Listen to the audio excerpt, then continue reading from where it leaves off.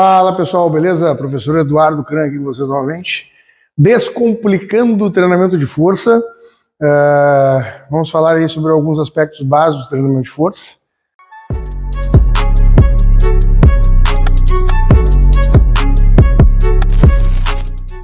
Para a gente começar a entender algumas aplicabilidades para ele, em detrimento dos mais variados esportes que a gente tem.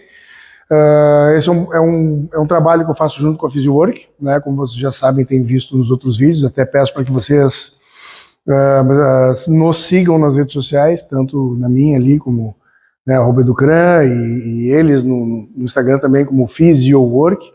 É uma plataforma de produção de conteúdo com foco principal em fisioterapia e educação física, e outras áreas da saúde aí crescendo cada vez mais. É uma escola bem bacana, que produz bastante conteúdo online, tanto gratuito quanto pago. Obviamente o conteúdo pago ele é mais encorpado, ele é mais denso, e esse trabalho a gente faz junto, e muito embora esse trabalho seja gratuito, a gente tem também um trabalho que fazemos que é mais encorpado, que está à venda aí nas plataformas deles, tá? Se vocês quiserem, tiver interesse, sigam a gente daí no YouTube, o meu como Diário da Força, eles como Physiwork, o meu como @educran no Instagram e eles também como Physiwork pela escola. Então lá, descomplicando o treinamento de força. Primeiro a gente tem que entender que força é uma capacidade neuromotora.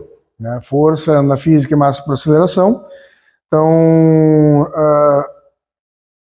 começa pela própria palavra.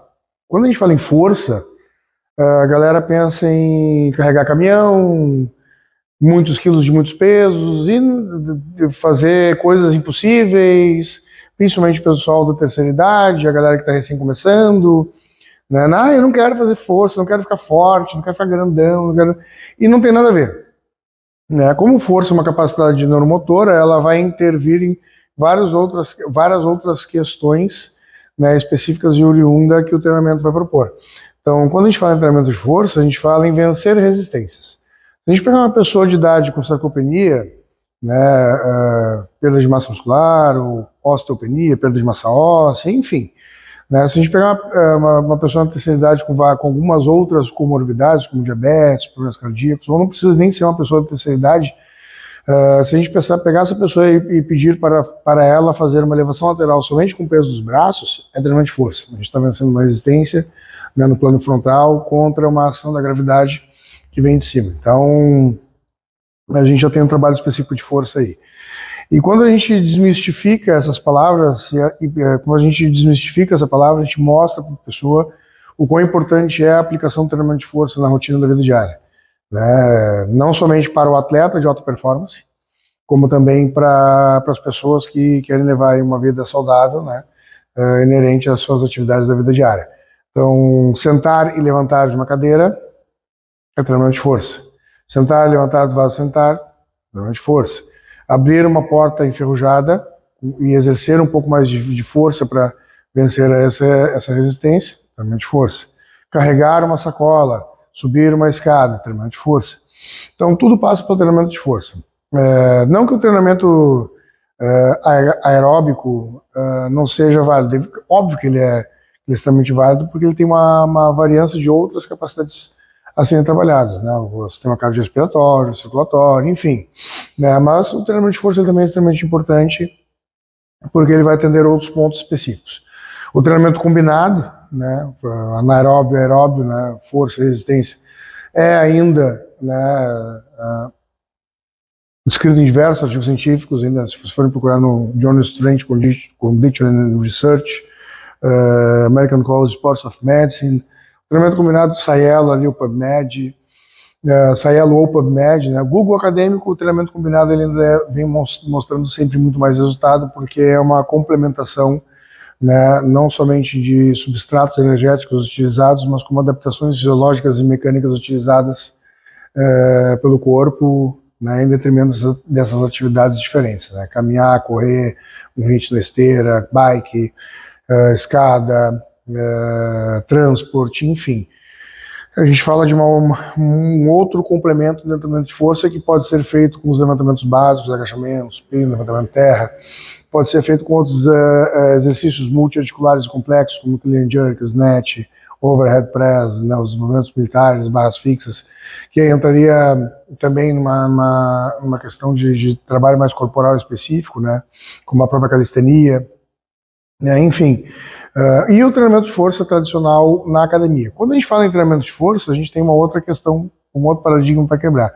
O treinamento de força ele pode ser feito e realizado tanto com esses exercícios que nós falamos para vocês, como resistência de força, mas aí vem os princípios do treinamento, né, e as variáveis, as valências físicas trabalhadas com esses princípios de treinamento, que são questões diferentes. Os princípios de treinamento, que compõem o treinamento esportivo, eles são um conjunto de princípios que vão ser aderidos à precisão de treinamento ou um bloco de treinamento periodizado, que tem como objetivo trabalhar valências físicas ou capacidades físicas, né, para o desenvolvimento geral do humano. E agora a gente sabe também que é muito importante que dentro dessas capacidades físicas e valências físicas a gente tem a valência mental a ser trabalhada, porque o conjunto mente e corpo ele é extremamente importante, né?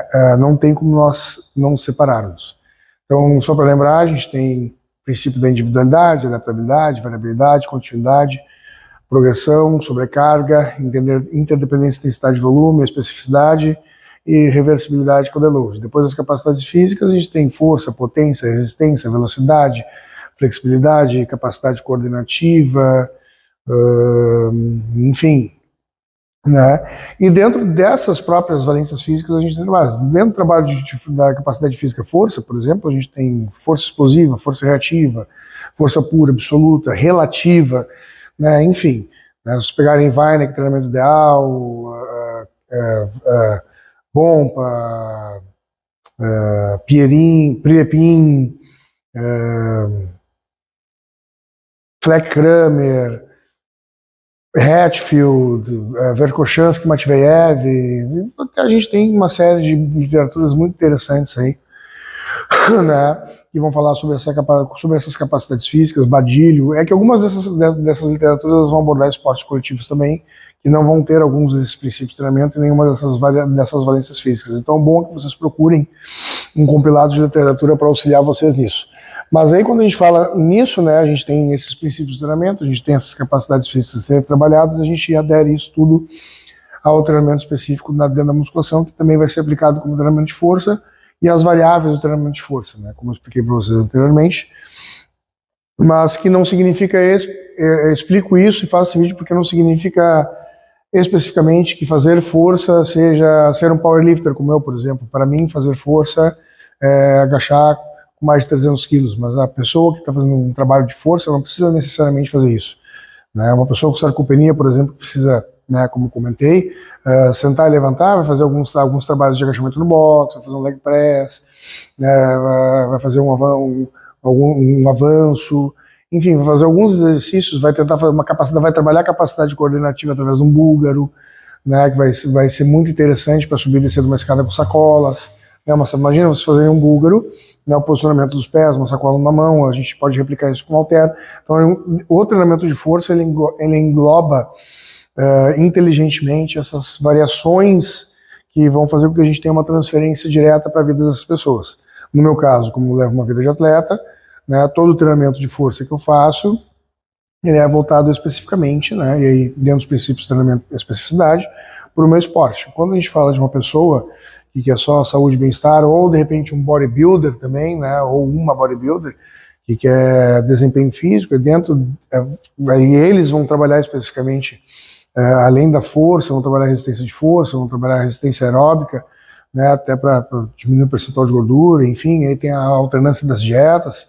Então tudo se complementa, mas o mais importante é que a gente entenda é que o treinamento de força não significa fazer caminhões de força. Eu espero que vocês ainda desse lado entendam, né, os que não são colega da área principalmente, né, que não entendem, não têm um conhecimento mais aprofundado, né, isso não é demérito, pelo contrário, né, eu não sou um expert no TI, porque não é a minha área de atuação, ou não sou expert em nutrição, porque não é a minha área de atuação, mas venho me tornando expert na área de treinamento, que é aquilo que eu gosto de estudar, e é aquilo que eu carrego para a minha vida, tanto teórica quanto prática.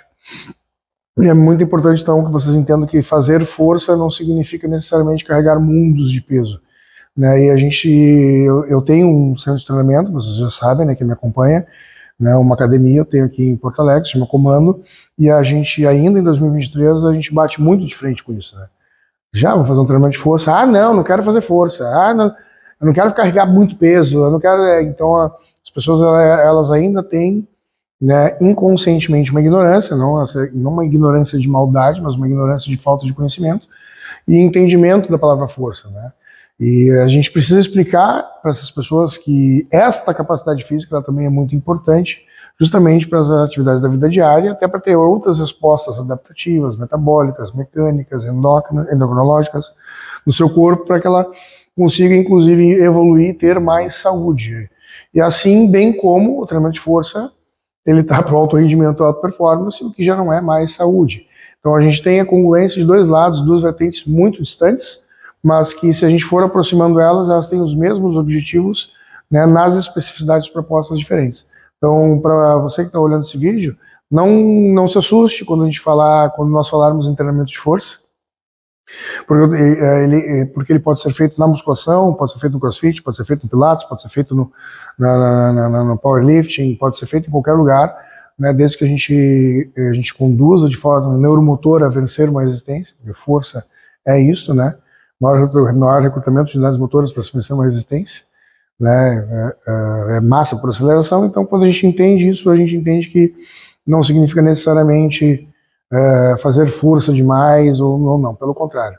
E o treinamento de força bem controlado, prescrito, cadenciado, ele tem uma série de benefícios para vocês que eles são incalculáveis, tanto na manutenção de saúde quanto na manutenção de performance. Tranquilo, pessoal? Deixo um beijo e um abraço para vocês.